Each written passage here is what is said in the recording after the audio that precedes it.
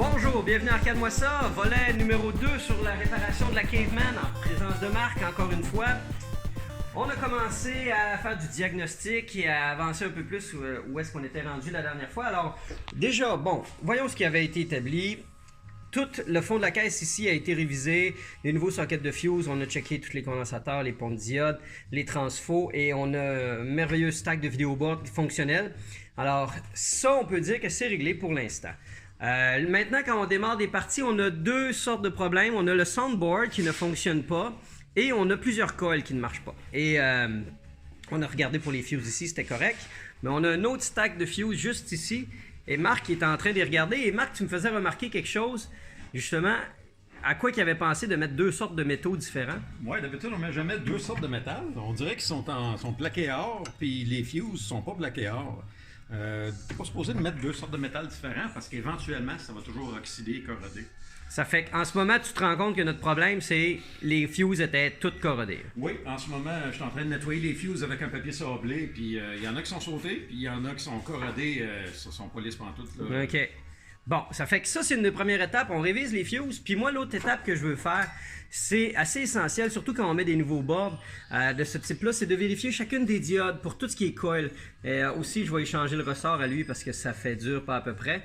Alors, tant qu'à les vérifier, en fait, j'échange parce que c'est pas comme s'il m'en manquait. DigiKey a été généreux avec moi. En fait, non, je les ai achetés. Alors, on va mettre plein de IN 1N 4007 sur tout ce qui est coil pour être sûr que justement il n'y ait pas de mauvais signal qui se rende au bord. Alors, fait que job de moine pour l'instant, puis après ça on va refaire un test en espérant que tout ce qui est, au moins tout ce qui est coil marche. Pendant que je fais la révision des diodes sur les coils, Marc a terminé les fuses et non seulement ça, il a commencé à travailler quand même pas mal sur le soundboard pour te rendre compte que finalement, qu'est-ce que tu as eu comme diagnostic? Il y a un des problèmes sur le soundboard qui lit une valeur différente à chaque fois. OK. Donc là, on va programmer un nouveau EEPROM pour la soundboard. Sur le très pratique GQ4X4 que j'ai aussi, qui fait super bien. Oui. Fait que je ne suis pas convaincu que c'est ça le problème du soundboard, mais c'est sûr qu'il y a au moins ce problème. OK. Bon, ça fait que Marc était prêt quand même, parce que comme tu dis, tu lisais les schémas, tu te prêtais, ça fait que tu avais amené ce qu'il fallait déjà, la bonne sorte de chip pour être prêt à le programmer. J'ai amené des EEPROM, j'ai amené un testeur pour le chip Riot, j'ai amené un autre CPU. C'est à peu près les affaires qui changent sur la soundboard qu'on peut faire aujourd'hui. Yeah! OK, fait que je voulais faire un petit intermède le temps que Marc avançait. Moi, je continue mes diodes. Alors, j'ai terminé de changer toutes les diodes sur toutes les coils. En tout, il y en avait 1, 2, 3, 4, 5, 6, 7, 8, 9, 10, 11, 12, 13. Plus un 14e coil ici. Fait que ça, c'est réglé. Marc, toi, de ton côté, le board de son, qu'est-ce que t'en dis? Ben là, on a changé deux fuses ici. Ah oui? Il y avait deux fuses de sauté. C'est deux fuses, justement, qui avaient rapport avec les coils. Fait que c'est peut-être ça le problème qu'on avait avec les coils. Yeah. Du côté du board de son, il y avait un des EEPROM qui donnait une lecture différente à chaque fois qu'on la lisait. Ouais. Donc, j'en ai gravé une nouvelle.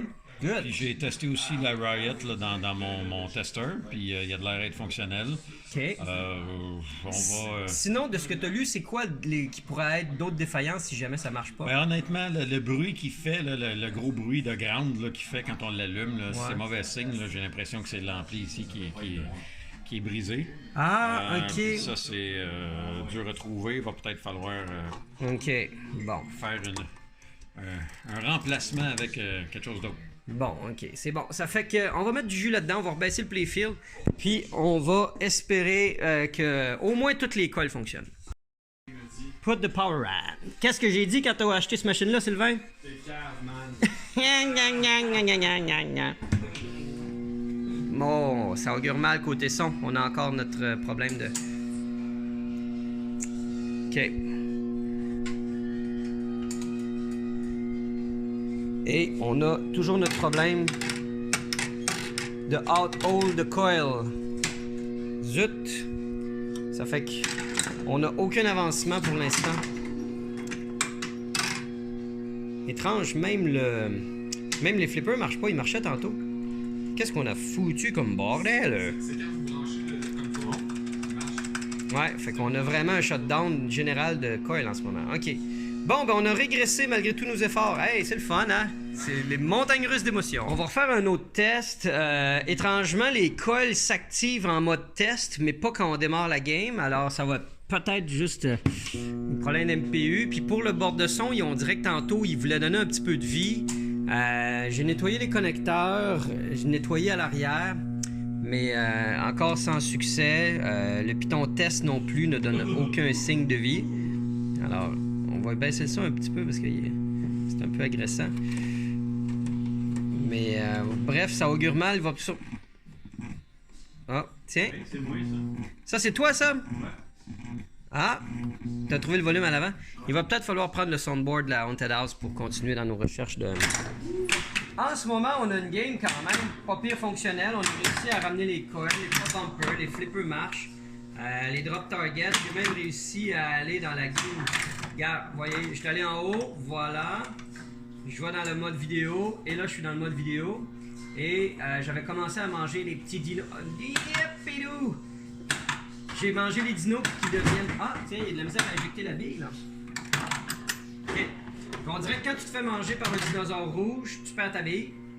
Puis éventuellement, ça repart. Peut-être qu'on a une petite ambiance musicale. Alors, il reste sensiblement pas mal, surtout le... Est-ce que la game était finie? Ah oui, game over. OK. Ça fait qu'on a... On a été capable de faire une game. Vous avez la game? Ouais, ça fait que là, il me reste à ajuster ma switch de auto qui... Ouais, elle a de la misère. La switch de auto, elle est juste pas assez sensible là, pour s'activer. Mais, ok, on a les petits kickers de gauche et droite aussi qui marchent. Nice! On commence à avoir de quoi, là. Fait que là, je m'en vais essayer de manger... Ah, comment ça se fait que j'ai le bonhomme de gauche? Tantôt, j'ai le bonhomme à droite. Tantôt, j'étais à gauche. Puis là, God knows. Ah, c'est parce que quand tu l'envoies de ce côté-là, t'apparais de ce côté-là. C'est le fun de découvrir une game en même temps que vous autres, hein? Sauf que là, c'est bien beau, mais ça veut pas marcher. On dirait que ça fonctionne juste quand mon bonhomme apparaît à gauche et non à droite. Puis là, ce qui est plate, c'est que tant que je suis dans le petit trou, il n'y a aucun dinosaure qui va venir me bouffer le trou. You know what I mean? Fait que la bille est poignée là.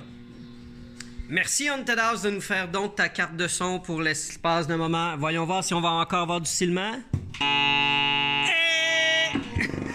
Ouh! Je l'ai fermé tout de suite, hein? Calibine! Ça fait que c'est peut-être pas le bord de son. Marc, qu'est-ce qu'il peut faire que... Ben, il y a le chip de voix. OK. Lui, il est directement sur la sortie de son. Si le chip de voix est brisé, on a un problème. OK. Ah, OK, ça fait que le... Mais... On a échangé 3 affaires avec la Haunted Ouais. House. Pour mettre ce board-là dans la Caveman, il faut mettre les 2 ROM de la Caveman dans le board. C'est ça. Puis il faut aussi mettre le chip de voix qu'il n'y a pas dans la Haunted House. Le chip de voix, si lui est cassé, lui est directement sur la sortie audio. OK. Si lui est cassé, on ne peut pas rouler la machine sans l'enlevant. OK, ça, il faut le mettre là, absolument. Parce que lui a besoin de répondre. C'est quand le CPU il dit OK, faites une voix, s'attend à une réponse. Il s'attend à une réponse. Bon. OK, c'est un petit dead hand, là. Mais c'est étrange pareil, parce qu'on a quand même une variation. On peut enlever le chip de voix, puis voir si on a encore le bruit infernal. Si on n'a plus le bruit infernal, on sait que c'est lui qui a fait ça. OK. Mais on n'aura pas plus de son. Parce que la carte de son va geler. Aussitôt qu'elle a dit au chip de voix de faire une voix, elle va geler si le chip de voix répond pas. OK. Mais on serait capable de partir la game puis de fonctionner. On devrait être capable de jouer la game, puis OK. on devrait pas avoir le gros buzz là, dans Bon, ben OK. On va essayer ça en premier. Ça va nous aider à diagnostiquer. On va enlever le chip de son puis on va faire un démarrage. Pour continuer à faire notre diagnostic, on a pris le soundboard de la Caveman, on l'a mis dans Haunted House pour voir comment il réagit. Donc, explique-moi un peu, Marc. Oui, c'est ça. J'ai pris la boîte de son de la Caveman. J'ai mis les 2 EEPROM de Haunted House dessus. Puis on l'a branché dans Haunted House, puis on va allumer pour voir si au moins le board de son de la Caveman fonctionne. OK. C'est le fun d'avoir une machine de test qu'on peut... Ben oui, écoute, aussi bien mettre ça à profit. Ça aide à diagnostiquer. Déjà là, il n'y a pas le hum ni le gros ground. Ouais, mais on a peut-être baissé le volume. Ah, ouais. Ouais, j'avais baissé le volume à l'intérieur. T'as-tu la clé? Ici, ouais. Ah, on est trahi par le matériel. Il nous faut cette clé. Fait que là, Marc, c'est weird. Parce que là, le board de la Caveman marche dans la Haunted House. Le bord de la Caveman marche dans la Haunted House. Les seules différences, c'est que la Caveman a un chip de son. La Haunted House n'a pas de... excuse, la Caveman... Gna. La Caveman, elle a... La Caveman, elle a un chip de voix, parce que la Caveman, elle parle.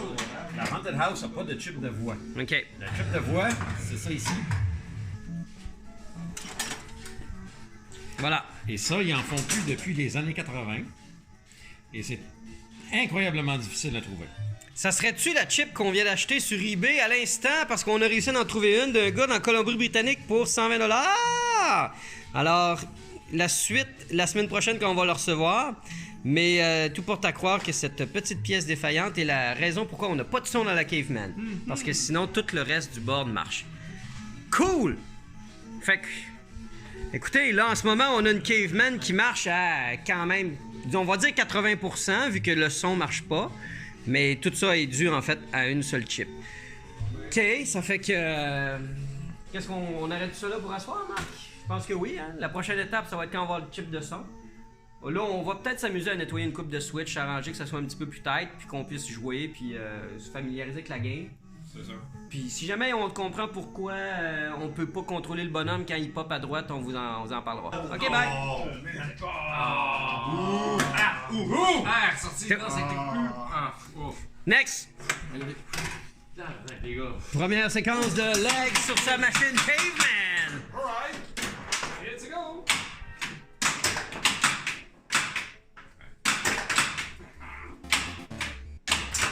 You pace. Gauche à droite.